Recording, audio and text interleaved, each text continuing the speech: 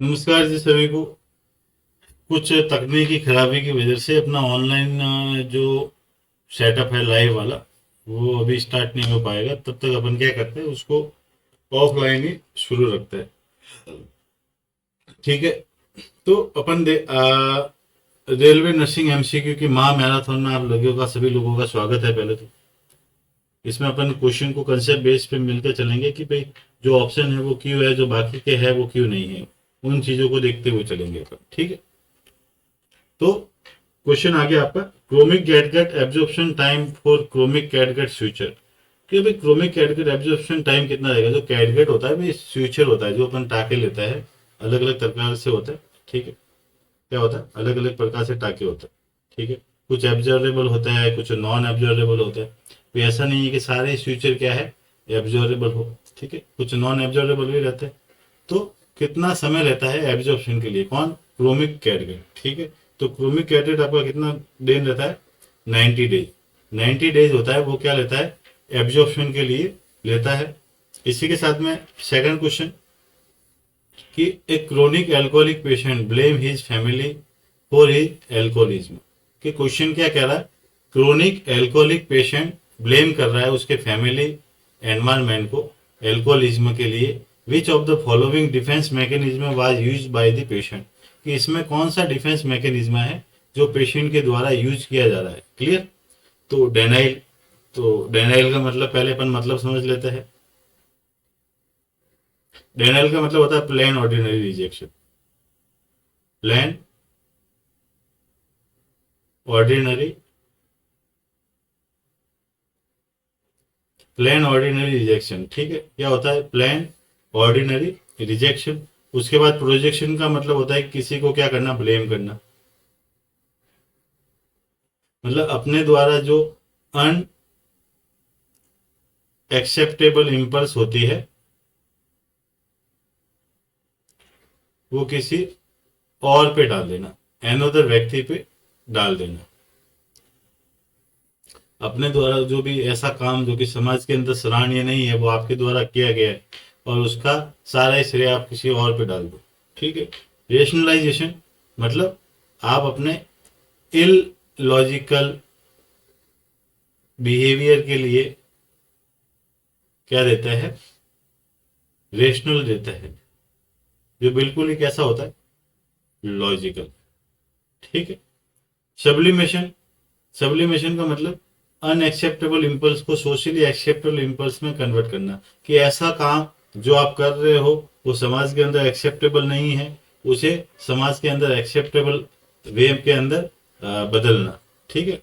In this socially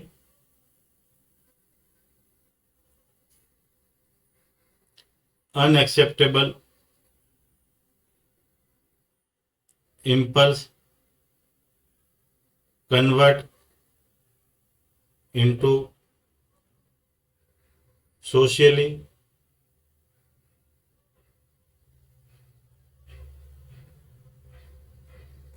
socially acceptable impulse. Socially unacceptable impulse को case में convert कर देना सोशली एक्सेप्टेबल इम्पल्स में।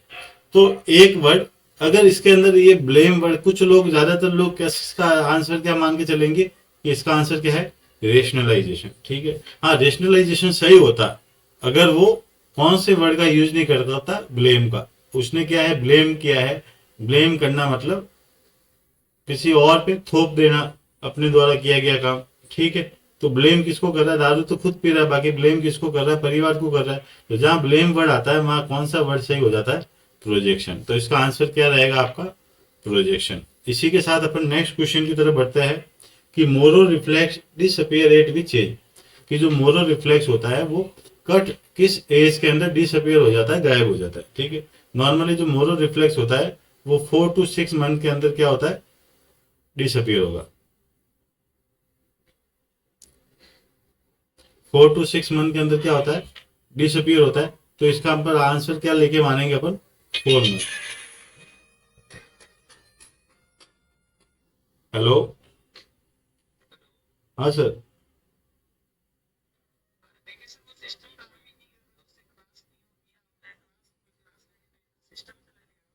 हाँ, अरे नहीं, वो मैं लाया था उसका लेनोवा का कैमरा।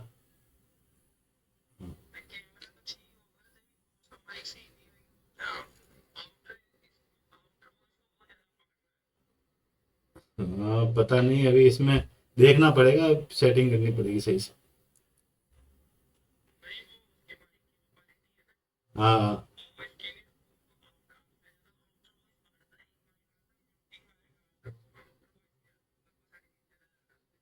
अच्छा अच्छा, देखते हैं तो फिर। हाँ, नहीं तो वो तो पीसी में हो जाता है ना, अपने ब्लूटूथ से कनेक्ट कर सकते हैं ना।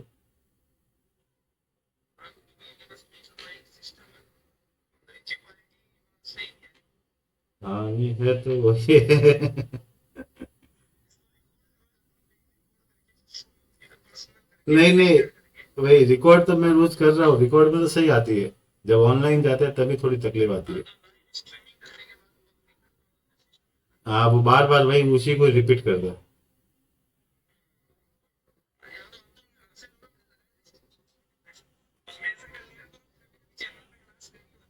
हाँ हाँ।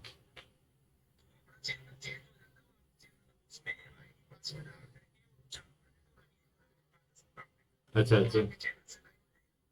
ये तो मेरी थोड़े समय बैठे थे अपन, तो मेरी क्या है, ले ले और देखिए। हम्म।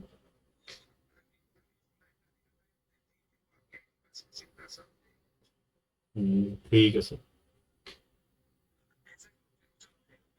हम्म,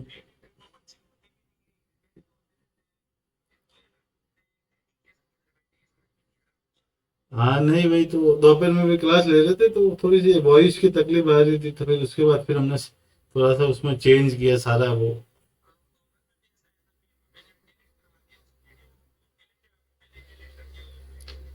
हाँ, मैंने ही कर दिया था उसे।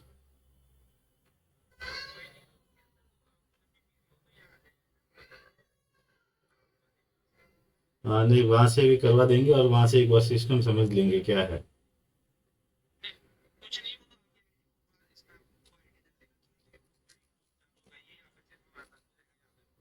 चलिए कोई।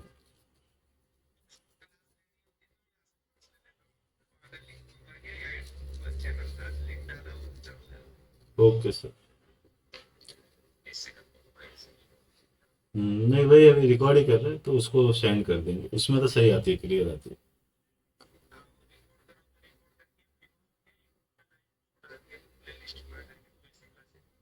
हम्म।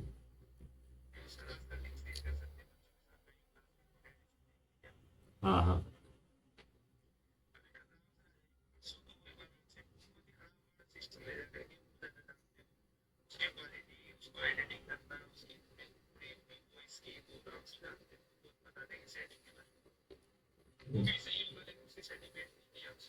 हाँ, नहीं एक बार उसको देख लेंगे सर। ठीक है सर। Okay sir.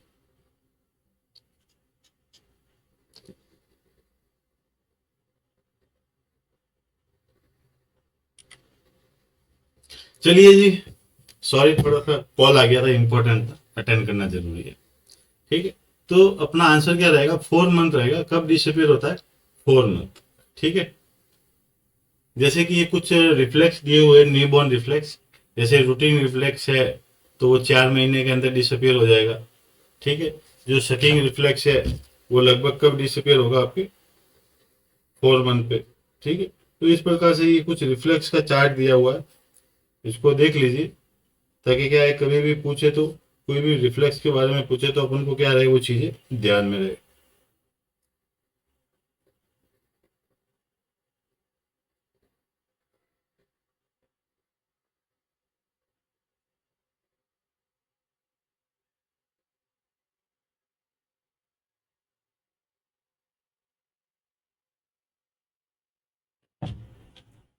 चलिए, तो ये कुछ रिफ्लेक्स हो गए, इसके बाद नेक्स्ट क्वेश्चन की तरफ अपन बढ़ेंगे, कि minimum scrubbing time for surgical hand wash. Surgical hand wash के लिए मिनिमम स्क्रबिंग टाइम कितना होता है। तो नॉर्मली जो स्क्रबिंग टाइम होता है, वो सर्जिकल हैंड वॉश के लिए मिनिमम अगर देखा जाए, तो वो रहता है आपका 5 मिनट तक। कितना रहता है, 5 मिनट तक मिनिमम स्क्रबिंग टाइम रहेगा। इसी के साथ नेक्स्ट क्वेश्चन की तरफ बढ़ते हैं अपन।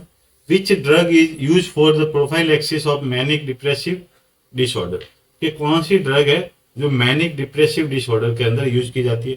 पहली बात तो जो मैनिक और डिप्रेसिव, मैनिया एंड डिप्रेशन दोनों में दिखता है, उसे अपन कौन सा डिसऑर्डर कहेंगे, बाइपोलर अफेक्टिव डिसऑर्डर। कौन सा, बाइपोलर अफेक्टिव डिसऑर्डर, ठीक है, उसे अपन बाइपोलर अफेक्टिव डिसऑर्डर कहते हैं, ठीक है। तो नॉर्मली इसके अंदर कौन सी ड्रग यूज की जाती है, लिथियम। कौन सी ड्रग यूज की जाएगी, लिथियम की जाएगी। हेलोपेरिडोल आपकी कौन सी होती है, एंटी साइकोटिक ड्रग। कौन सी होती है, एंटी साइकोटिक ड्रग होती है, और ये मैक्सिमम एक्स्ट्रा पिरामिडिकल सिम्टम्स है वो शो करती है, मैक्सिमम ईपीएस शो करेगी, एक्स्ट्रा पिरामिडिकल सिम्टम्स है जो क्या है, साइड इफेक्ट होता है एंटी साइकोटिक ड्रग के, वो ये शो करती है, ठीक है। लिथियम, अच्छा लिथियम होती है, लिथियम के अंदर भी दो फॉर्म होती है। आपकी जो लिथियम ड्रग होती है उसके अंदर भी दो फॉर्म होते हैं, एक होती है सिट्रेट फॉर्म और एक होती है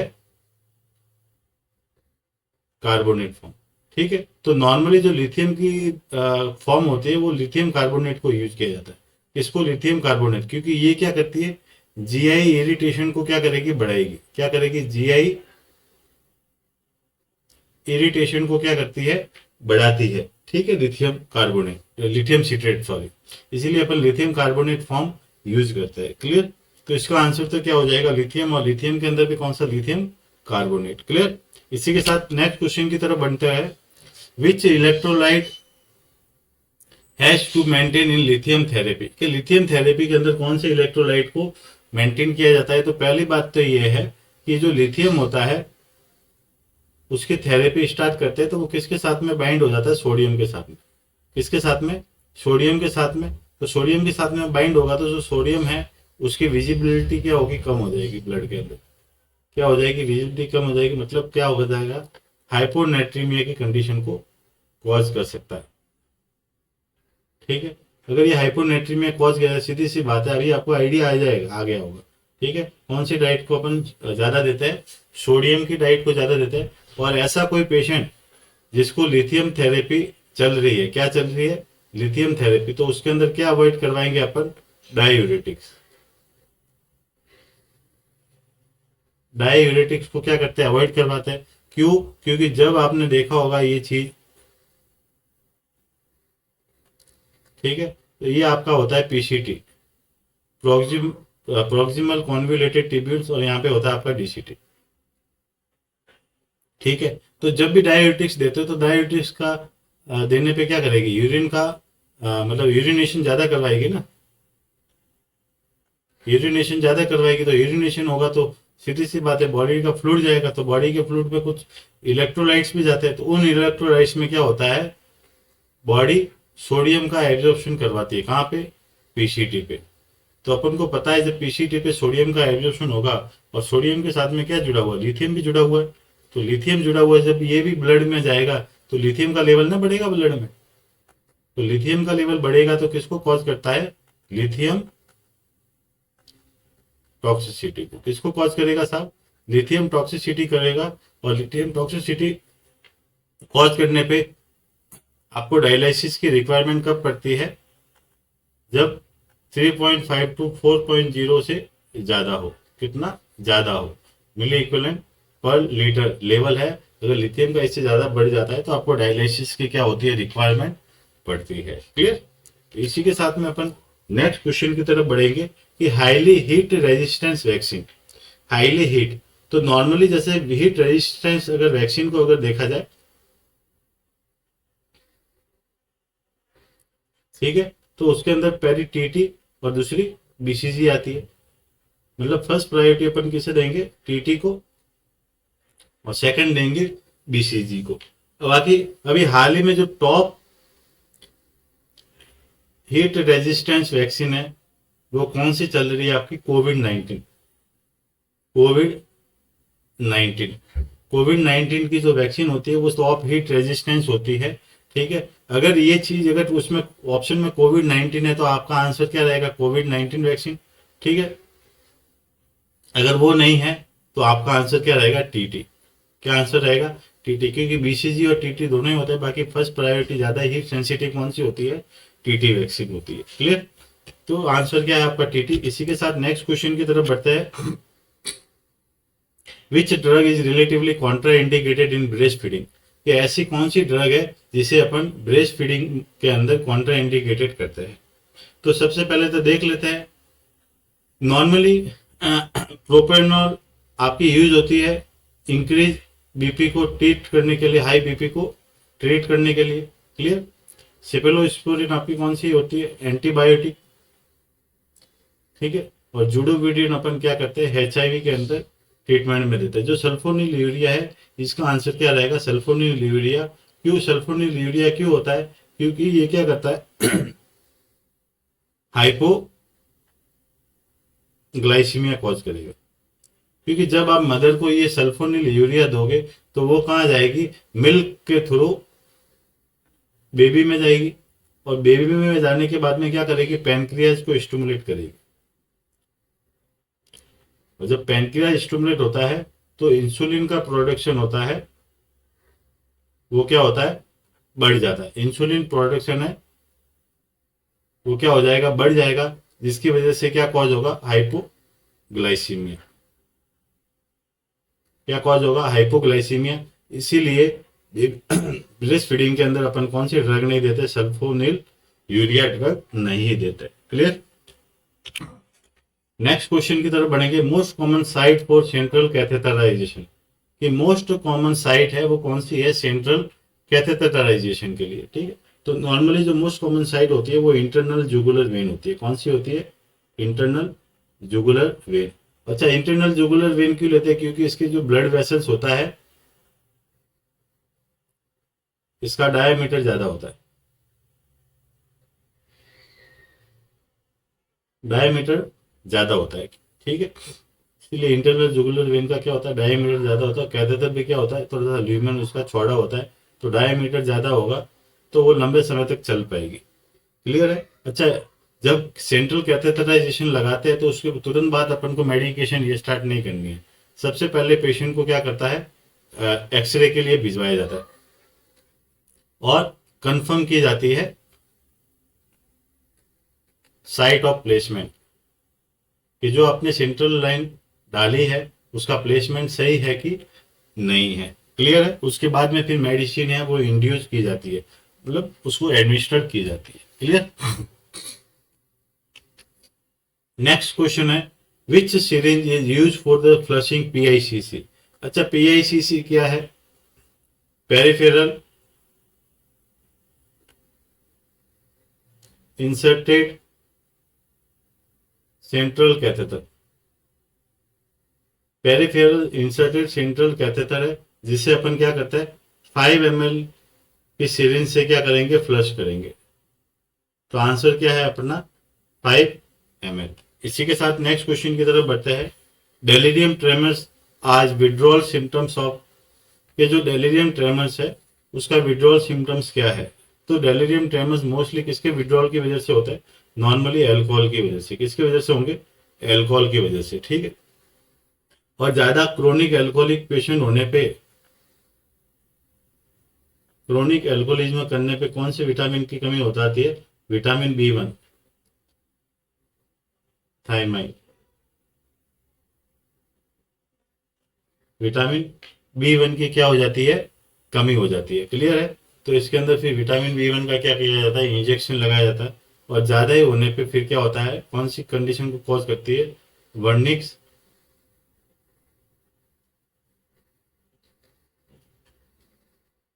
कॉर्सोकॉफ साइकोसिस को क्या करता है? ये कॉज करता है। किसको कॉज करेगा? वर्निक्स कॉर्सोकॉफ साइकोसिस को कॉज करेगा। ठीक है। ये दो कंडीशन से मिलकर बना होता है, वर्निक्स एनसिफेलोपैथी, और सेकेंड वन होती है कॉर्सोकॉफ साइकोसिस। वर्निक्स एनसिफेलोपैथी कौन सी कंडीशन होती है? एक्यूट होती है, जबकि कॉर्सोकॉफ होती है आपकी क्रोनिक कंडीशन। कैसी कंडीशन होती है? ये क्रोनिक कंडीशन होती है। ठीक है। अगर इसको टाइमली अगर अपन रिकवर करते रहते हैं तो वो इस कॉर्स ऑफ साइकोसिस के अंदर क्या नहीं होती, कन्वर्ट नहीं होती। तो डेलिरियम ट्रेमस मोस्टली किसके विड्रॉल की वजह से देखने को मिलता है आपको, एल्कोहलिज्म के विड्रॉल की वजह से। इसी के साथ नेक्स्ट क्वेश्चन की तरफ बढ़ते हैं। Common complication after perforation of appendix. जो कॉम्प्लिकेशन होता है अपेंडिक्स की वजह से, जो मोस्टली देखा जाता है, मोस्ट केस में देखा जाता है, वो रहता है आपका पेरिटोनाइटिस। क्या रहता है, पेरिटोनाइटिस। ये ज्यादातर कॉम्प्लिकेशन अपन को अपेंडिक्स का जब परफोरेशन होता है तो उस समय देखने को मिलता है। Next, tuft of air are seen in which type of neural tube defect. कि जो टफ्ट ऑफ एयर है, जैसे कि ये समझिए ये कोई बच्चा है, ये इसका पीठ है, ठीक है, तो यहाँ पे क्या देखने को मिलेगा अपन को, हेयर फॉलिकल देखने को मिलेगा। क्या देखने को मिलेंगे, हेयर फॉलिकल, ठीक है। तो टफ्ट ऑफ एयर जो न्यूरल ट्यूब है उसका प्रॉपर तरीके से नहीं क्या नहीं हुआ, क्लोजर नहीं हुआ, जिसकी वजह से एक न्यूरल ट्यूब डिफेक्ट देखने को मिला, जिसे अपन कहते हैं बाई स्पाइना बाइफिडा ओकल्टा। तो इसका आंसर तो क्या हो गया आपका, स्पाइना बाइफिडा ओकल्टा। इसके अंदर क्या होता है, टफ्ट ऑफ एयर देखने को मिलेंगे। स्पाइना बाइफिडा सिस्टिका के अंदर क्या देखने को मिलेगा आपको, ये कंडीशन देखने को नहीं मिलेगी। जो हेयर वाली कंडीशन है वो देखने को नहीं मिलती है।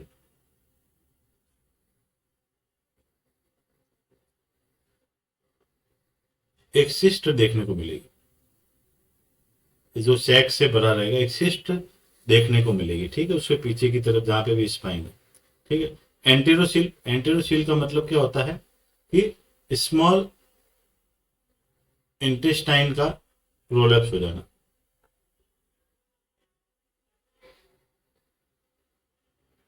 स्मॉल इंटेस्टाइन का क्या हो जाना, प्रोलैप्स हो जाना, उसे अपन क्या कहेंगे, एंटेरोसील कहेंगे। हाइड्रोसिफिलिस का मतलब क्या होता है, एनलार्जमेंट ऑफ हेड।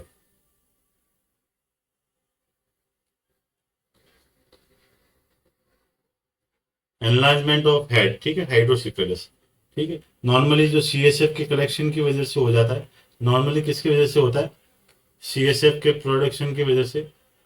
तो नॉर्मली जो सीएसएफ का प्रोडक्शन होता है वो होता है आपका फोर्थ वेंट्रिकल और कॉरॉइड प्लेक्सस से। कहां से होगा, कॉरॉइड प्लेक्सस से होता है, ठीक है। चलिए इसके साथ में नेक्स्ट क्वेश्चन की तरफ बढ़ते हैं। Which of the following electrolyte imbalance in associated with digoxin toxicity.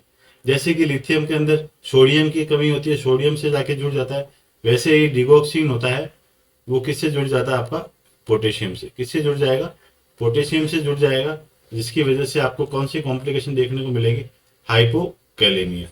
Hypokalemia देखने को मिलता है, क्लियर। नेक्स्ट क्वेश्चन है, रूट ऑफ एडमिनिस्ट्रेशन ऑफ रोटा वैक्सीन। रोटा वैक्सीन को कौन से रूट से देंगे, ओरल रूट से। कौन से रूट से, ओरल रूट से। इसी के साथ नेक्स्ट क्वेश्चन की तरफ बढ़ते हैं अपन।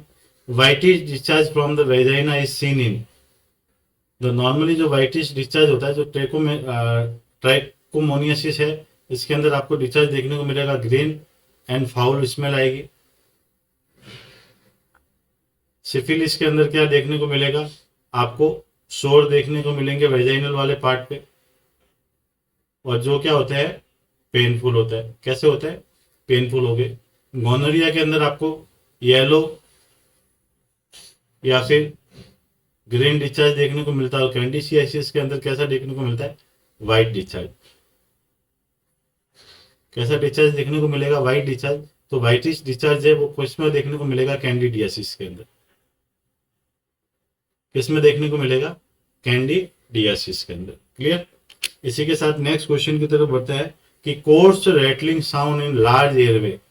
जो कोर्स रेटलिंग साउंड होता है लार्ज एयरवे के अंदर, वो किसकी वजह से देखने को मिलता है। तो नॉर्मली जो कोर्स रेटलिंग साउंड होता है वो आपको देखने को मिलेगा इंक्रीज प्रोडक्शन ऑफ सिक्रेशन। जो एयरवे के अंदर सिक्रेशन अगर बढ़ जाता है तो उस वजह से अपन को रेटलिंग साउंड सुनाई देगा, जो नॉर्मली कौन सी कंडीशन में देखने को मिलेगा आपको, रांची वाली। कौन सी कंडीशन, रांची वाली, ठीक है। तो इसका आंसर तो क्या हो गया, रांची हो गया। अच्छा, स्टीडियर का मतलब क्या होता है, स्टीडियर के अंदर क्या होता है कि ये साउंड होता है नॉर्मली जब आपका नैरो एयरवे हो, या कोई एयरवे के अंदर क्या हो जाता है, ऑब्स्ट्रक्शन आ जाता है। तो उस कंडीशन में स्टेडियर साउंड सुनाई देता है। रियल होता है आपको जैसे क्लिकिंग साउंड सुनाई देना। कैसा? Clicking sound. तो नॉर्मली रियल में देखने को मिलता है। विजिंग होता है, वो देखने को मिलता है आपको अस्थमा के अंदर। किसके अंदर? अस्थमा के अंदर देखने को मिलता है। क्लियर? तो आंसर तो क्या हो गया इसका? रांची। इसी के साथ नेक्स्ट क्वेश्चन की तरफ बढ़ते हैं अपन कि red colour urine is seen in which anti tubercular drug. तो सबसे पहले तो जो एंटी ट्यूबरकुलर ड्रग है, जो आपको ये चारों ड्रग दी हुई है, वो कौन सी है? एंटी टीबी ड्रग है। कौन सी है? एंटी टीबी ड्रग है। ठीक है। तो नॉर्मली जो रेड कलर यूरिन होता है वो आपको रिफाम्पिसिन की वजह से मिलता है, रेड यूरिन। ठीक है। कलर चेंज देखने को मिलेगा, डिस्कलरेशन देखने को मिलेगा। इथाम्ब्यूटोल की वजह से आपको क्या देखने को मिलेगा? Optic neuritis. ठीक है। और आइसोनियाजेट की वजह से आपको पेरिफेरल न्यूराइटिस देखने को मिलेगा।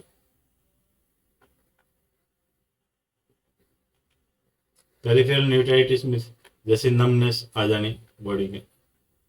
ठीक है। वो सारी चीजें। और स्ट्रेप्टोमाइसिन की वजह से आपको देखने को मिलेगी ओटोटॉक्सिसिटी।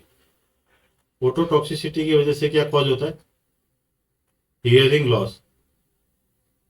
क्या कॉज होगा? हियरिंग लॉस है, वो कॉज होता है। क्लियर? तो आंसर तो क्या रहेगा इसका? रिफाम्पिसिन। बाकी का अपन ने देख लिया कि बाकी के जो एमसीक्यू के अंदर आए हुए हैं वर्ड, तो उनका मतलब क्या निकलता है। Complication associated with massive blood transfusion is. जो मैसिव ब्लड, मैसिव मतलब एक साथ में ज्यादा ब्लड दे देना, एक साथ में ज्यादा मात्रा के अंदर ब्लड अपन इन्फ्यूज करेंगे तो सीधी सी बात है, जो आरबीसी होती है, आरबीसी एक साथ भी दूसरे से टकराएगी जोर से, तो क्या होगा? ये फट जाएगी ना। ठीक है। तो अंदर का जो भी पोटेशियम है वो क्या निकल जाएगा? बाहर निकल जाएगा। जब बाहर निकलेगा तो कौन सी कंडीशन देखने को मिलती है आपको? हाइपर कैलेमिया और हाइपोकैल्सीमिया। कौन सी कंडीशन देखने को मिलती है? हाइपर कैलेमिया और हाइपोकैल्सीमिया। क्लियर? तो इसी के साथ नेक्स्ट क्वेश्चन की तरफ बढ़ते हैं। राम से scale is huge for, scale नहीं स्केल, राम से scale is huge for the assessment of. ये जो राम से स्केल है वो किस चीज के लिए असेसमेंट में यूज किया जाता है? नॉर्मली सीडेशन में देखने के लिए। सीडेशन को असेस करने के लिए अपन किसका यूज करते हैं? राम से स्केल का। तो नेक्स्ट क्वेश्चन की तरफ बढ़ता है। Breast milk can be stored at room temperature for how many hours. ये जो ब्रेस्ट मिल्क होता है वो रूम टेम्परेचर पे अपन कब तक स्टोर कर सकते हैं नॉर्मली? तो अगर रूम टेम्परेचर पे देखें तो रूम टेम्परेचर पे आप लगभग 4 घंटे तक स्टोर कर सकते हैं। वही अगर रेफ्रिजरेटर देखें तो रेफ्रिजरेटर के अंदर लगभग 4 दिन तक स्टोर कर सकते हो। और वही अगर डीप फ्रीजर देखें तो डीप फ्रीजर के अंदर लगभग 6 महीने तक अपन क्या कर सकते हैं? दूध को स्टोर कर सकते हैं, ब्रेस्ट मिल्क को स्टोर कर सकते हैं। तो इसका आंसर क्या हो जाएगा आपका? B, 4 hour. क्लियर? क्योंकि रूम टेम्परेचर के बारे में पूछा है ना। किसके बारे में पूछा है? Room temperature.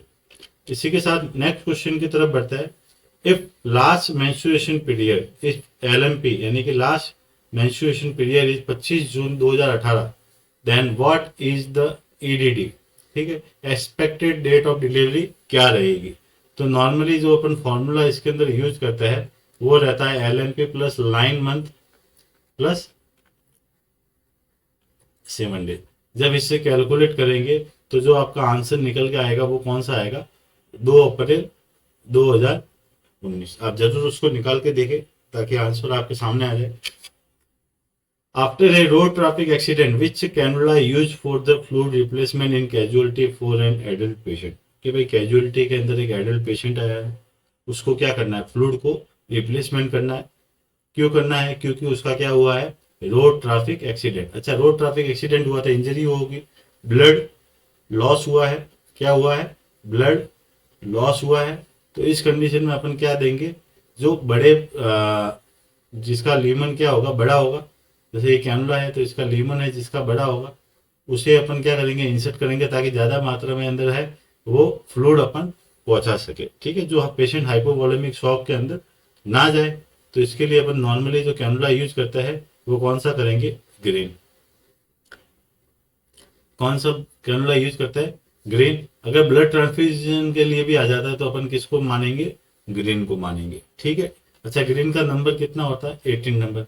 जैसे ऑरेंज है तो ऑरेंज आपका 26 गेज का हो गया, पर्पल है तो वो 22 गेज का हो गया, ग्रीन है तो वो 18 गेज का हो गया, और ग्रे है तो 16 गेज का। तो नॉर्मली जो 18 गेज का कैनुला होता है वो यूज किया जाता है, चाहे ब्लड ट्रांसफ्यूजन हो, चाहे कैजुअलिटी में किसी को फ्लूइड चढ़ाना हो। Clear.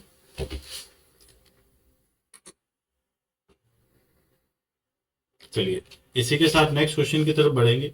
Oxygen flow rate of nasal cannula. Nasal cannula का ऑक्सीजन फ्लो रेट कितना रहता है। भाई सीधी सी बात है, नेजल कैनुला होता है तो नेजल कैनुला किस प्रकार से मिलेगा आपको देखने को, इस टाइप से। ठीक है, ये दो पोर्स होता है, ठीक है, नेयर्स होता है जो नाक के अंदर डाले जाते हैं, जिसके अंदर से क्या निकलती है, और ऑक्सीजन निकलेगी। क्या निकलेगी, ऑक्सीजन निकलेगी। और सीधी सी बात है, जब नाक के अंदर ही डाले जा रहे हैं तो हमेशा जो फ्लो रेट होता है वो कम रखा जाता है। क्या रखा जाता है, कम रखा जाता है, 1 से 3 लीटर, ताकि पेशेंट को क्या नहीं हो, इरिटेशन नहीं हो, पेशेंट को क्या नहीं हो, इरिटेशन नहीं हो। ठीक है, तो इसी के साथ नेक्स्ट क्वेश्चन की तरफ बढ़ता है।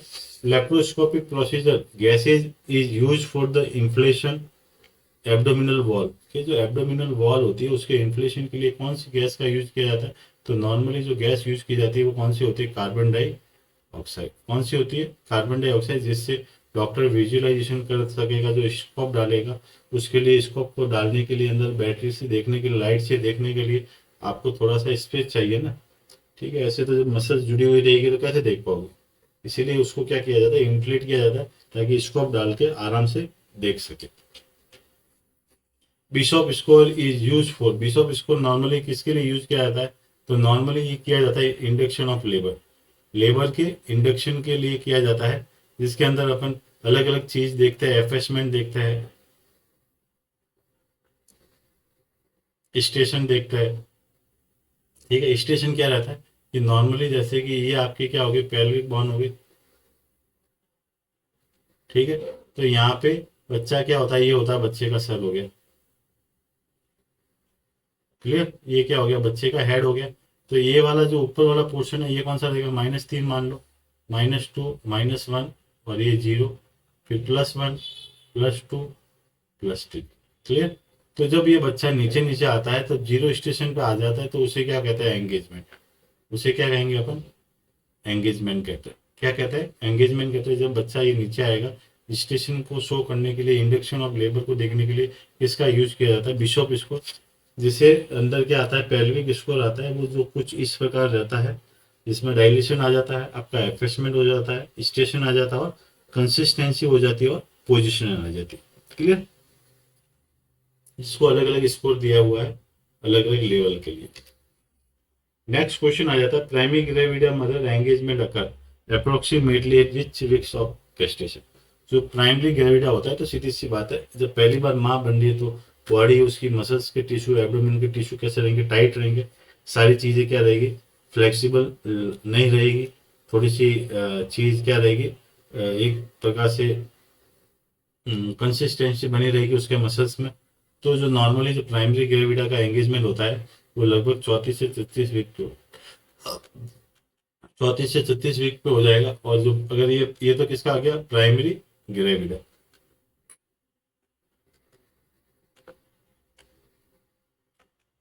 वही अगर मल्टी ग्रेविडा को देखा जाए तो मल्टी ग्रेविडा का कहाँ तक हो जाता है, लगभग 38 वीक्स। कब तक रहेगा, 38 वीक्स पे क्या रहेगा, एंगेजमेंट हो जाएगा उसका। Oral pills can cause all except, कि भाई ओरल पिल्स है, इसमें से सब कॉज करेगी, एक को छोड़ के।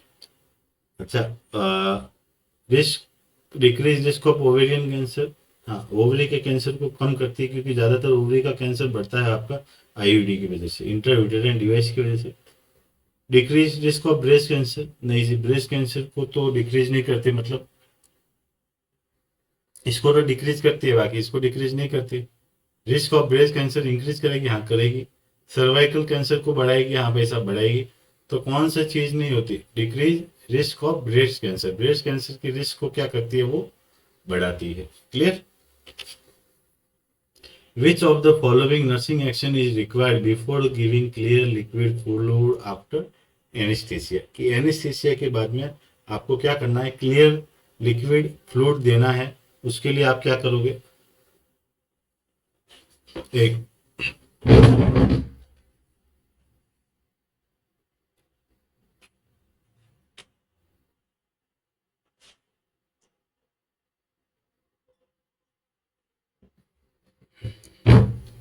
जी के अपन को क्लियर लिक्विड फ्लूइड देना है, उसके लिए अपन एनेस्थीसिया के बाद में अपन कब देंगे? ठीक है, थोड़ा समय हो गया है, तो बॉबल साउंड को चेक करेंगे या फ्लैटस पास को देखेंगे? भाई जब कुछ खाया ही नहीं तो फ्लैटस कहाँ से आएगा, बॉबल साउंड कहाँ से आएगा? वेट गेन कोई लॉजिक नहीं बनता, यूरिन आउटपुट का कोई लॉजिक नहीं बनता, गैग रिफ्लेक्स, हाँ गैग रिफ्लेक्स हो सकता है। अगर लिक्विड डाइट देनी है तो हमेशा क्या चेक करना है? देखिए दो पॉइंट होता है, अगर लिक्विड देते हैं तो आपको क्या चेक करना है? Gag reflex. वही अगर कोई सॉलिड डाइट देता है या सेमी सॉलिड देता है तो उसके अंदर आपको बॉवेल और फ्लेटस चेक करना है, बॉवेल और फ्लेटस तो फाद होता है ना, उसको चेक करना है। ठीक है, तो अपने क्या पूछा है? लिक्विड, तो लिक्विड के लिए क्या रहेगा? गैग रिफ्लेक्स को अपन को क्या करना है? चेक करना है। इसी के साथ नेक्स्ट क्वेश्चन की तरफ बढ़ता है।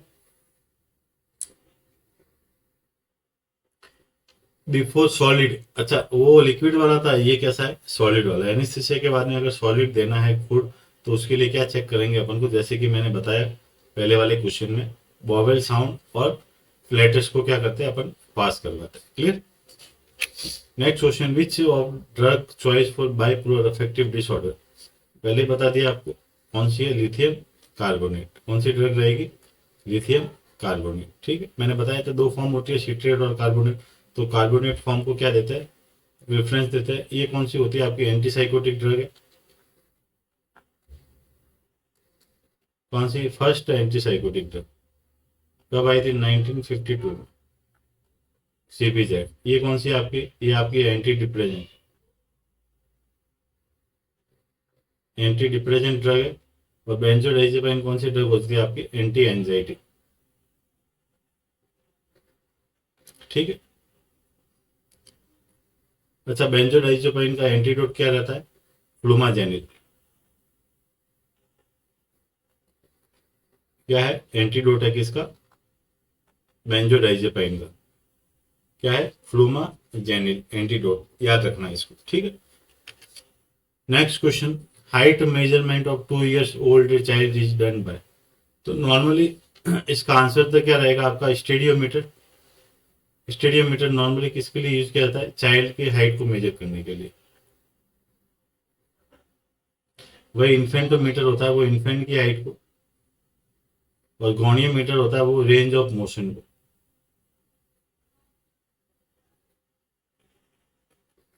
जॉइंट की जो भी रेंज ऑफ मोशन होती है उसको चेक करने के लिए अपन गोनियोमीटर का यूज करते हैं। रिफ्रैक्टोमीटर का यूज करते हैं अपन जो कंसेंट्रेशन देखने के लिए, concentration of aqueous, concentration of aqueous, aqueous की कंसेंट्रेशन को देखने के लिए रिफ्रैक्टोमीटर का यूज किया जाता है। क्लियर? तो आंसर क्या रहेगा इसका? स्टेडियोमीटर। इसी के साथ नेक्स्ट क्वेश्चन की तरफ बढ़ते हैं। Divine of serum potassium, divine नहीं सॉरी, लेवल हो, level of serum potassium level, normal level, normal level कितना रहता है?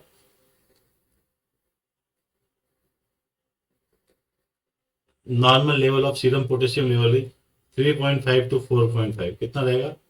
3.5 to 4.5 मिली इक्वलेंट पर लीटर। तो आंसर ए क्या है इसका? बिल्कुल सही आंसर है। Major intracellular cation is, intracellular क्या होता है? तो नॉर्मली जो इंट्रासेल्यूलर होता है और एक्स्ट्रा सेल्यूलर होता है, इंट्रासेल्यूलर आपका पोटेशियम रहता है और एक्स्ट्रा सेल्यूलर कौन सा रहता है? सोडियम रहेगा। तो ये कौन सा पूछा है? इंट्रासेल्यूलर। तो आंसर क्या रहेगा? पोटेशियम। पोटेशियम क्या रहता है? Intracellular ion. ठीक है, इसी के साथ next question, which position is given to the patient after mastectomy? Mastectomy के बाद अपन पेशेंट को कौन सी पोजीशन देता है? तो नॉर्मली जैसे आप मास्टेक्टोमी करते हैं तो जो एक्सिलरी लिम्फ नोड को क्या किया जाता है, एक्सिलरी लिम्फ नोड को क्या कर देते हैं अपन, रिमूव कर देते हैं। रिमूव करने के बाद में क्या होता है, जो लिम्फ फ्लूइड होता है वो डिस्टर्ब हो जाएगा, और डिस्टर्ब होने के बाद में क्या होता है, उसका कलेक्शन होता है टिश्यू के अंदर। टिश्यू के अंदर क्या होता है, कलेक्शन शुरू हो जाएगा, कलेक्शन इन टिश्यू। तो उस कलेक्शन को प्रिवेंट करने के लिए अपन क्या करते हैं, हैंड को अप करवाते हैं। हैंड को क्या करवाएंगे, एलिवेट करवाएंगे, जिसकी वजह से जो ग्रेविटी फोर्स से क्या होता है, जो फ्लूइड है वो ड्रेन हो जाएगा। ग्रेविटी फोर्स की वजह से फ्लूइड है वो ड्रेन हो जाएगा। इसीलिए जो मास्टेक्टोमी होता है उस पेशेंट के अंदर अपन हैंड होता है वो एलिवेट करवाते हैं विथ पिलो, जिससे क्या होता है, एक ग्रेविटी बनती है और फ्लूइड का कलेक्शन नहीं होता है। तो आंसर क्या हो जाएगा आपका, बी। इसी के साथ नेक्स्ट क्वेश्चन की तरफ बढ़ते हैं। Which position provide to a client after a spinal anaesthesia. सीधी सी बात है, स्पाइनल एनेस्थीसिया के अंदर अपन कौन सी पोजिशन लेंगे, फ्लैट पोजिशन। कब तक, जब तक लगभग नॉर्मली 5 से 6 घंटे तक, आफ्टर स्पाइनल 5 to 6 आवर या फिर 4 to 5 आवर्स के लिए अपन क्या करते हैं, फ्लैट पोजिशन देते हैं। क्लियर। इसी के साथ next question, in hypotension which fluid is provide. Hypotension के अंदर कौन सा फ्लूइड अपन प्रोवाइड करवाते हैं, तो नॉर्मली प्रोवाइड है वो रिंगल लैक्टेट प्रोवाइड करवाते हैं। अच्छा सर हाइपोटेंशन है तो अपन उसमें सोडियम जो नॉर्मल सलाइन क्यों नहीं दे सकते, एनएस क्यों नहीं दे सकते, क्योंकि जो रिंगल लैक्टेट होता है उसकी प्रॉपर्टी होती है वो सेम होती है, या फिर कह सकते हैं सिमिलर होती है किसके, प्लाज्मा के। किसके, प्लाज्मा के, रेदर देन नॉर्मल सलाइन। तो प्लाज्मा इससे ज्यादा मैच खाता है एनएस की तुलना में, इसीलिए अपन क्या देते हैं, रिंगल लैक्टेट क्या होता है, फ्लूइड ऑफ चॉइस होता है। Which of the following condition is a medical emergency that can be fatal. कि इसमें से कौन सी कंडीशन है जो कि मेडिकल इमरजेंसी है। ठीक है, तो नॉर्मली सिस्टिक फाइब्रोसिस के अंदर क्या रहेगा भाई, एक्यूट एपिग्लोटाइटिस के अंदर क्या रहता है, आपकी एपिग्लोटिस है उसके अंदर क्या होगा, इन्फ्लामेशन हो जाएगा। इन्फ्लामेशन होने के बाद क्या होती है, उसकी साइज बढ़ जाएगी, तो ये एयरवे को ऑब्स्ट्रक्ट कर देता है।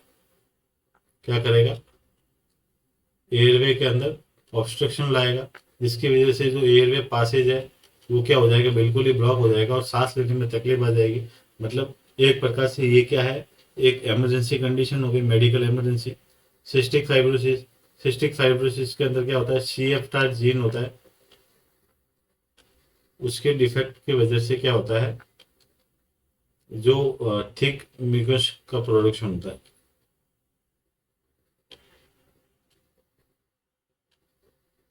ठीक है, क्या होगा, थिक म्यूकस का प्रोडक्शन होगा। क्लियर। लेरिंग निमोनिया, क्रोनिक अस्थमा, ये सारी चीज अलग है। तो नॉर्मली जो अगर अगर देखा जाए तो सबसे सीरियस कंडीशन कौन सी हो जाती है, जो मेडिकल रूप में इमरजेंसी है, वो हो जाएगी आपकी एक्यूट ग्लोटाइटिस, क्योंकि एयरवे ऑब्स्ट्रक्ट हो रहा है ना, इसमें सांस ही नहीं ले पाएगा तो फिर क्या करेगा। Clear. ICD tube is attach to in I, पहले तो आईसीडी की फुल फॉर्म क्या है, inter costal drainage. Intercostal drainage, इसके अंदर क्या रहेगा, अपन वाटर सील चेंबर से क्या करेंगे, वाटर सील चेंबर से अपन कनेक्ट करवाएंगे। किससे कनेक्ट करवाएंगे, वाटर सील चेंबर से। ठीक है, जैसे कि एक बोतल है, ये आईसीडी ट्यूब है, ठीक है, और ये क्या है, पेशेंट सो रहा है।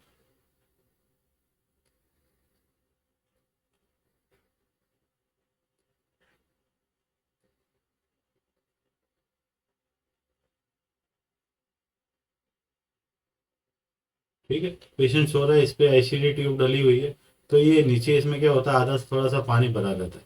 पानी की वजह से क्या रहता है, इसके अंदर बबल दिखाई देंगे आपको, ऑसिलेशन, ट्यूब के अंदर क्या देखने को मिलेगा, ऑसिलेशन बबल देखने को मिलता है। तो मतलब क्या है, आपका आईसीडी ट्यूब है वो बिल्कुल ही पेटेंट है, सही है। इसीलिए वाटर सील चेंबर का क्या किया जाता है, इसके अंदर यूज किया जाता है। Which instruction is given to the patient will removing chest tube.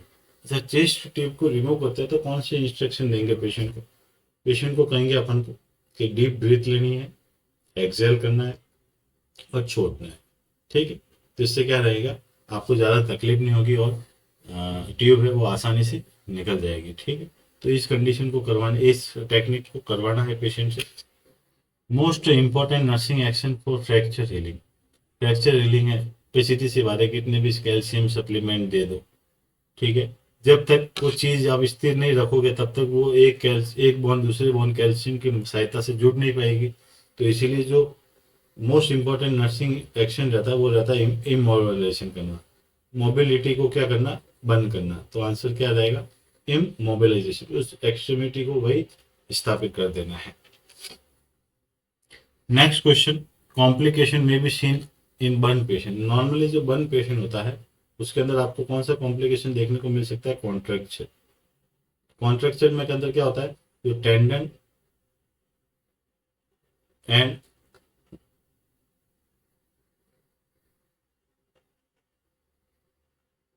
Muscle stiffness वो देखने को मिलती है। ठीक है, डीवीटी क्या है, deep vein thrombosis. Deep vein thrombosis होता है, इसके अंदर क्या रहेगा, जो वेन होती है उसके अंदर क्या होता है, थ्रोम्बोसिस का फॉर्मेशन हो जाता है। पल्मोनरी एम्बोलिज्म, एयर एम्बोलाई होता है। एक तो थ्रोम्बस वाला होता है, एक होता है air emboli.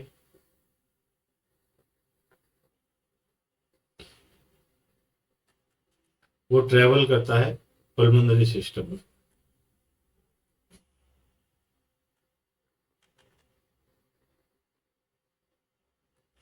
Varicose vein, varicose vein normally varicose vein को चेक करने के लिए अपन कौन सा टेस्ट करवाते हैं, टेंड्रिल बल्ब।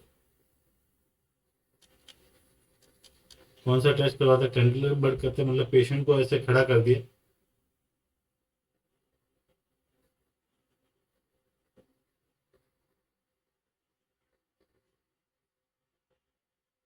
इसके पैर, यहाँ पे टूर्निकेट बांध दिया, टूर्निकेट बांधने के अपन को यहाँ पे वेन दिखेगी ऐसे, ठीक है, जिग जैग मैनर में। तो ये टेस्ट होता है वेरिकोज वेन को आइडेंटिफाई करने के लिए। Confirmatory diagnostic test for multiple pregnancy. Multiple pregnancy normally first अगर कंफर्मेटरी डायग्नोसिस है तो वो क्या है, अल्ट्रासोनोग्राफी, यूएसजी, अल्ट्रासोनोग्राम। ठीक है, तो ये क्या रहता है, कंफर्मेटरी डायग्नोसिस रहता है। SCG, human chorionic gonadotropic hormone, human chorionic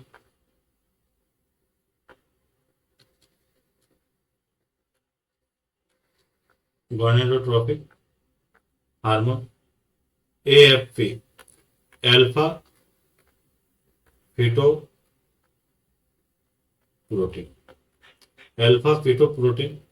तो अल्फा फीटो प्रोटीन कब किया जाता है, नॉर्मली 15 से 20 वीक पे। कब किया जाएगा, 15 से 20 वीक पे किया जाएगा, जिसके अंदर फीटल के अंदर कोई क्रोमोसोमल एब्नॉर्मलिटी तो नहीं है या न्यूरोटिव डिफेक्ट तो नहीं है, उस चीज को चेक करने के लिए किया जाता है। अगर एएफपी का लेवल अपन को देखने को बढ़ा हुआ मिले तो वो किसको इंडिकेट करता है, न्यूरल ट्यूब डिफेक्ट को करता है। अगर वही अल्फा फीटो प्रोटीन है वो कम होता है तो किसको इंडिकेट करता है, क्रोमोसोमल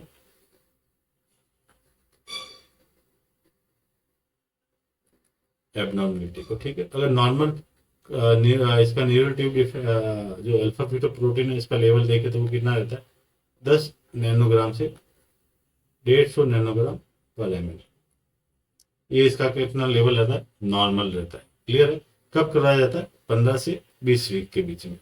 कब करवाया जाएगा, 15 से 20 वीक के बीच में। ठीक है, इसका आंसर तो क्या हो गया आपका, कंफर्मेटिव डायग्नोसिस होता है मल्टीपल प्रेगनेंसी का, वो होता है USG. Which of the following parameters the nurse must observe in an infant with shock? The shock आया है तो सीधी सी बात है फ्लूइड की कमी हुई होगी, तो ऐसे पेशेंट के अंदर क्या देखने को मिलता है अपन को, यूरिन आउटपुट अपन स्ट्रिक्टली मॉनिटर करेंगे। कैसे मॉनिटर करेंगे? स्ट्रिक्टली मॉनिटर करेंगे। Clear? Which value of HbA1c in a diabetic patient is indication of good control blood sugar level? तो नॉर्मली जो 5 to 6 होता है उसे अपन क्या कहते हैं? बॉर्डर लाइन, और कह सकते हैं नियर बाय।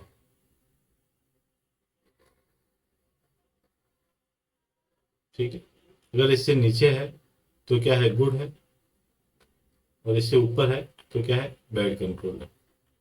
ठीक है, तो नॉर्मली 1 to 3 अगर माने तो ये क्या है? गुड कंट्रोल को इंडिकेट करता है। किसको इंडिकेट करेगा? गुड कंट्रोल को। और जो HbA1c होता है वो 90 डेज के अंदर किया जाता है, 3 महीने में किया जाता है। कब किया जाता है? 3 महीने में किया जाता है। जो क्या करेगा? आइडेंटिफाई करेगा ग्लूकोज इनटू सेल। ये कब करता है? भाई आपने एक पेशेंट है, पेशेंट को क्या दे दी?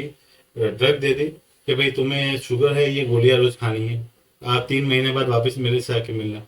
अच्छा, पेशेंट का शुगर जब तक ठीक था, फिर थोड़ा ठीक होने के बाद उसने दवाई को डिसकंटिन्यू कर दिया घर पे, और जब उसे 3 महीने बाद, उसने 2 महीने पहले ही बंद कर दिए थे दवाई। ठीक है, 1 महीने लिया, फिर 2 महीने पहले बंद कर दी। जब आपसे मिलना है उससे 5 दिन पहले स्टार्ट की, अभी दवाई खा रहा है तो अभी तो शुगर उसका मेंटेन होगा। अच्छा, बीच में उसने गैप रख लिया, उसका कैसे पता लगाएंगे?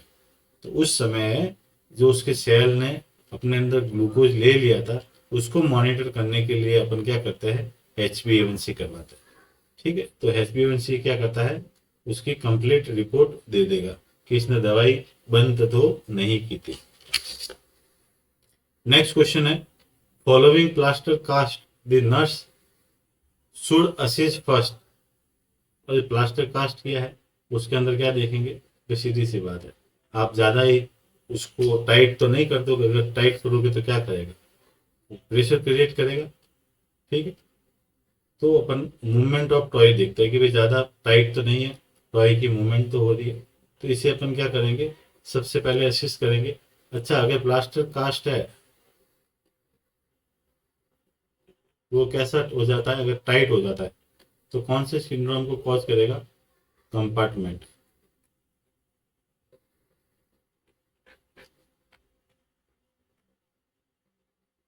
कंपार्टमेंट सिंड्रोम को कॉज करता है, जिसके अंदर क्या होता है? Pressure on muscles and nerve that damage nerve. Muscles और नर्व पे पड़ेगा, जिससे नर्व और मसल्स क्या हो जाती है? डैमेज हो जाती है। उसे अपन क्या कहते हैं? कंपार्टमेंट सिंड्रोम कहते हैं। इसके बाद नेक्स्ट क्वेश्चन की तरफ बढ़ता है, normal colour of colostomy stoma. तो नॉर्मल कलर होता है कोलोस्टोमी स्टोमा का, वो कैसा रहता है आपका? पेल पिंक। कैसा रहेगा? पेल पिंक। अगर ब्रिक रेड है तो किसको इंडिकेट करता है? वो इन्फेक्शन और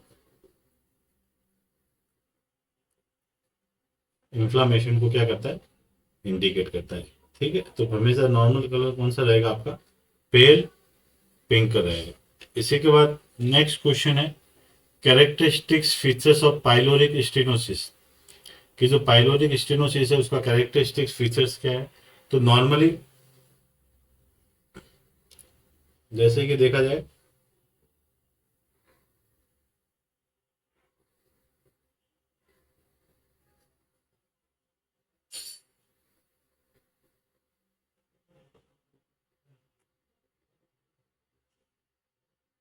ठीक है, ये आपका स्टमक हो गया, तो यहाँ पे आ जाता है आपका पाइलोरस। क्या है? पाइलोरस। और यहाँ पे आ जाता है ड्यूडेनम। यहाँ पे क्या आ जाएगा? ड्यूडेनम आ जाएगा। ठीक है, तो जो पाइलोरस होता है, जो यहाँ पे क्या होता है कि पाइलोरस स्ट्रक्चर हो जाता है, यहाँ पे ऑब्स्ट्रक्शन आ गया, पाइलोरस स्टेनोसिस हो गया। तो जो भी आप खाना लोगे वो खाना यहाँ पे आने के बाद में क्या हो जाएगा? रिगर्गिटेड होगा। रिगर्गिटेड होके क्या कर देगा? वो वॉमिटिंग करेगा। अच्छा, वॉमिटिंग करेगा तो सब के कैसी वॉमिटिंग होगी? नॉन बाइलस वॉमिटिंग होती है। कैसी? Non bilious projectile vomiting. कैसी वॉमिटिंग होगी? नॉन बाइलस प्रोजेक्टाइल वॉमिटिंग होगी, क्योंकि बाइल तो भाई सीधी सी बात है, जो ड्यूडेनम है, ड्यूडेनम से सिक्रेट ना होगा। जब फूड यहाँ आएगा ड्यूडेनम के पास, जब वो बाइल के कांटेक्ट में आएगा। बाकी ड्यूडेनम से पहले ही अगर स्टेनोसिस हो जा रहा है तो बाइल नहीं आएगा। नॉन बाइलस प्रोजेक्टाइल वॉमिटिंग उसके अंदर अपन को क्या देखने को मिलती है। ठीक है, इसी के साथ नेक्स्ट क्वेश्चन की तरफ बढ़ेंगे। Golden colour of amniotic fluid indicate which condition like. जो गोल्डन कलर है वो कौन सी कंडीशन को इंडिकेट करता है? वो इंडिकेट करेगा, पहली बात तो देख लेते हैं अपन इसके अंदर, वो नॉर्मली इंडिकेट करेगा RH इनकॉम्पेबिलिटी। RH इनकॉम्पेबिलिटी कब पैदा होती है? जब कोई RH पॉजिटिव मदर है, उसको कैसा बेबी डिलीवर हुआ है? RH negative. कैसा बेबी डिलीवर हुआ है? RH negative. तो उस कंडीशन में अंदर क्या होती है, उसकी जो एंटीबॉडी होती है वो RBC का डिस्ट्रक्शन करेगी। बेबी की जो RBC होती है उसका डिस्ट्रक्शन करेगी। इसलिए जो एमनियोटिक फ्लूइड है इसके अंदर कैसा देखने को मिलेगा? येलो कलर का, golden yellow. Golden yellow colour का क्या देखने को मिलेगा? एमनियोटिक फ्लूइड देखने को मिलेगा। पोस्ट मैच्योरिटी के अंदर आपको ग्रीन कलर का एमनियोटिक फ्लूइड देखने को मिलेगा। ठीक है, और जो फीटल, फाइनल नहीं है, फीटल है। फीटल डिस्ट्रेस के अंदर क्या देखने को मिलेगा अपन को? फीटल डिस्ट्रेस के अंदर देखने को मिलेगा आपको नॉर्मली जो पी सूप या फिर कह सकते हैं डार्क कलर का एमनियोटिक फ्लूइड। पी सूप या डार्क कलर का amniotic fluid. IUD intra uterine death. अगर यूट्रस के अंदर बच्चे की डेथ हो गई है तो आपको कैसा देखने को मिलेगा? Dark brown colour. कैसा देखने को मिलेगा? Dark brown. तो आपका जो गोल्डन कलर एमनियोटिक फ्लूइड है वो किसमें देखने को मिलेगा? RH इनकॉम्पेबिलिटी। अच्छा, RH इनकॉम्पेबिलिटी के लिए कौन सा टेस्ट किया जाता है? Indirect Coombs test. Indirect Coombs test किया जाता है। और ये इनडायरेक्ट कुम्ब टेस्ट क्या करता है? जो फ्री IgG एंटीबॉडी होती है उसको डिटेक्ट करता है। उसको क्या करेगा? ये डिटेक्ट करेगा। ठीक है, क्योंकि ये एंटीबॉडी होती है जो क्या करती है? अटैक करती है किस पे? आपकी RBC पे। किस पे अटैक करेगी? आपकी RBC पे। तो इसके अंदर क्या करते हैं अपन? एक इंजेक्शन देते हैं, रोगाम। कौन सा इंजेक्शन देते हैं? रोगाम इंजेक्शन देते हैं लगभग 28 वीक्स पे। कब देंगे? 28 वीक्स पे देंगे अपन रोगाम इंजेक्शन दे देते हैं, जिसकी वजह से जो बेबी की डेथ है वो नहीं होती है, वो रुक जाती है। इसी के साथ नेक्स्ट क्वेश्चन की तरफ, वही जो मैंने अभी आपको बताया, which diagnostic test perform for RH incompatibility. RH incompatibility के लिए कौन सा डायग्नोस्टिक टेस्ट करेंगे? Indirect Coombs test. कौन सा करेंगे? इनडायरेक्ट कुम्ब टेस्ट करेंगे। ठीक है, तो आंसर तो क्या रहेगा? ये रहेगा जो मैंने आपको पहले इसका डिस्क्रिप्शन दे दिया है। क्लियर? और हीमोग्राम, हीमोग्राम किसके लिए कहा जाता है? ब्लड कल्चर के लिए। किसके लिए? ब्लड कल्चर के लिए करता है। और ब्लड ग्रुपिंग तो आपको पता ही है, ब्लड ग्रुपिंग करने के लिए A पॉजिटिव है कि B पॉजिटिव है, AB है कि O पॉजिटिव है या O नेगेटिव है। ठीक है, तो ये चीज है। तो क्वेश्चन थोड़े से ज्यादा है। नेक्स्ट सेशन अपन अगली क्लास में लेंगे। नेक्स्ट क्लास रिकॉर्ड करके आपको भेजा जाएगा। ठीक है, तब तक के लिए सभी को good night, bye bye. Next class में अपन जल्दी मिलेंगे और प्योरली बेस्ड कंसेप्ट बेस्ड होगा। इसको लगा डाला, इसको पढ़ डाला तो सिलेक्शन 100% है। इसीलिए जो भी आपको पढ़ाया जाए उसको सही से पढ़ना है, रिवीजन के साथ में पढ़ना है। मैं बेटा एक बात बता देता हूँ आप लोगों को, मैं भी हमेशा चीजें डिलीवर करूंगा कंसेप्ट बेस पे। ठीक है, कंसेप्ट बेस पे करूंगा। लॉन्ग क्लास रहेगी, आपको अटेंड करनी पड़ेगी, तब जाके सिलेक्शन होगा। ऐसे ही गवर्नमेंट आपको सैलरी नहीं दे देगी। ठीक है, तो कुछ सैलरी पाने के लिए कुछ न कुछ तो आपको करना पड़ेगा ना। ठीक है, तो पढ़ते रहना। ये समय वापस नहीं आएगा, ये समय गया तो वापस नहीं आएगा। एक उम्र होती है, एक एज होती है आपके सिलेक्शन की। उसके बाद अगर सिलेक्शन नहीं होता है तो फिर वो सिलेक्शन आप कभी आप जीवन में नहीं ले सकते। कहते हैं इनकी गया समय कभी वापस नहीं आएगा। इसीलिए समय मिला है तो उसका उपयोग करें, सदुपयोग करें।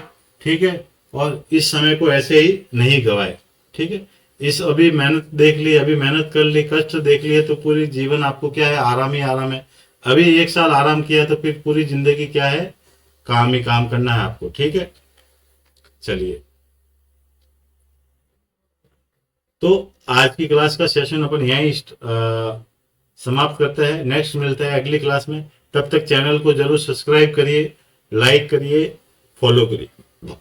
जो आज कुछ प्रॉब्लम हुई थी लाइव क्लास के दौरान, वॉइस से रिलेटेड, ठीक है, जो फ्रिक्शन हो रहा था, बार बार रिपीट हो रहा था, ठीक है, तो वो अपन देख लेंगे नेक्स्ट क्लास में, सॉल्व करके जाएंगे उस चीज को, ठीक है। मैं देखता हूँ ये चीज वापस ना आकर हो, तब तक के लिए आप ये रिकॉर्डेड क्लास को देखिए और मोटिवेट होते रहिए, पढ़ते रहिए, और कहीं से भी क्वेश्चन को आप रेफर करिए, ठीक है। यही आशा है मेरी तो। और सबको, जिन जिन्होंने भी आरआरबी का फॉर्म भरा है, अभी एग्जाम आने वाला है, उसको ऑल द बेस्ट। चलिए, थैंक यू सभी को।